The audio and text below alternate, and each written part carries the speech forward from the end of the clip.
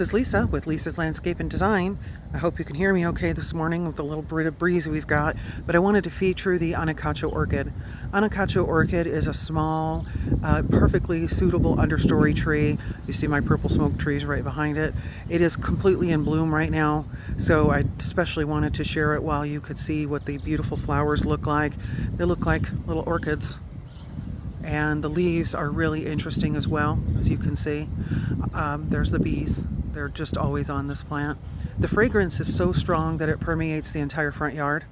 And I love this as a specimen. There's some more bees. I love this as a specimen tree because it is so striking and unique, and the landscape has this really beautiful kind of airy structure about the tree, which I also am in love with.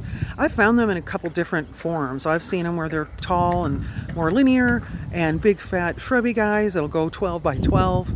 I really find that they vary wildly in the landscape. I think it really depends on where they are and what their environment is. This one gets full sun, morning to evening, east to west.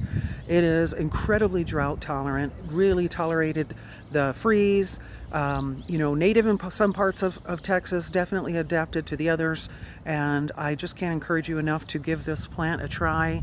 You can find them. I always tell folks, don't worry about getting the biggest one you can find.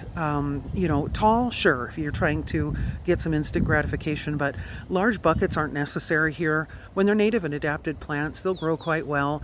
10-15 gallon is really as big as you would ever want to purchase them. Just not necessary to spend the money on something larger. Just means you got to dig a bigger hole, and they might take a little more time to get the roots really well established. So again, deciduous, not evergreen, but it does make an instant comeback in the spring, one of the earlier ones to return, and of course the beautiful flowers and fragrance make this so well worth your time and efforts. So with that, I highly encourage you to try the Anacacho Orchid in your landscape, and I hope that you enjoyed as much as I do. So go get your garden on.